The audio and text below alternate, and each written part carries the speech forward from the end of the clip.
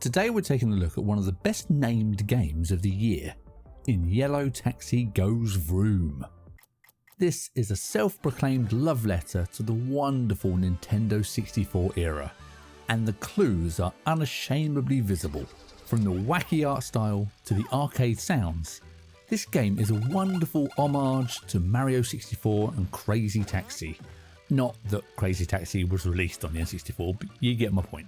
The game starts with us finding out from our pal Morio that an oil company called Tossler is corrupting all the oil with the energy of some weird green gears.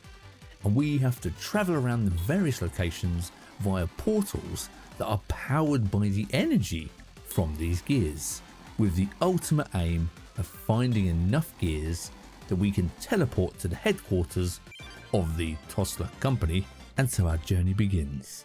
This is a classic collectathon with lots of funny puns and really high speed action. Now there is no jump button, and the developers have somehow managed to make this a selling point. I mean, jumping cars, how unrealistic. Instead, we stay true to physics from real life by getting the general public to wind up our car with the giant key sticking out of the back, and then proceed to line ourselves up to a ramp and launch ourselves up to hit the flip-over wheel button. I do want to give a mention to the accessibility options that this game has. We have settings for dyslexia, colorblind, night filter, and reduced flashing, which should be a standard across all games, but unfortunately is not. So bravo to the developers for including this. Now, speaking of the developers, Panic Arcade, they previously have launched Move or Die and Monster Prom, but I think Yellow Taxi Goes Vroom might be their very best yet. Driving around, collecting cogs, delivering people, and trying to reach those really weird and wonderful places makes you feel like you're back in a 90s arcade looking for another pound coin in your pocket just to put in and be able to reach those little weird islands that you can see in the distance by using the squishy bouncy ducks all over the water. I mean, you know, how else would you do it? Now, as fabulous as all this is, it's not all rainbows and unicorns. I found the first 10 minutes utterly confusing and frustrating. They lacked real guidance and explanation on what the controls were or where I should go. Now, I know this is an arcade game and we're used to not knowing anything.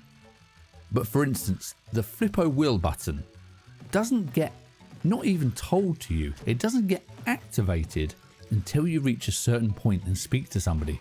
But by that time, I was actually already close to turning the game off, as I was just getting so frustrated and not being able to reach the places even in the starter area that I could see. I just thought I'm missing something I didn't understand. I was getting annoyed. You can't really view the controls in the menu. You can only reassign the buttons, but you don't see what any of the controls are in the first place. So it was a really poor implementation of a starting user experience, and I am honestly quite amazed that testing didn't bring this up during that process. But that is the only real negative I have of the game so far.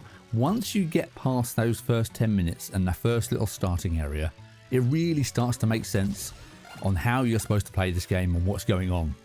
But then again, that might just be my experience. You might have a much easier one and totally understand it from the get-go. Overall, I really enjoyed Yellow Taxi Goes Vroom, and the more time I played it, the better it was for me. And it actually makes for quite a fun game to stream if that's something that you do. Now, you can of course find links to the Steam page and the developer below. And if you liked this review, then why not check out the hilarious Samooza review linked on screen right now.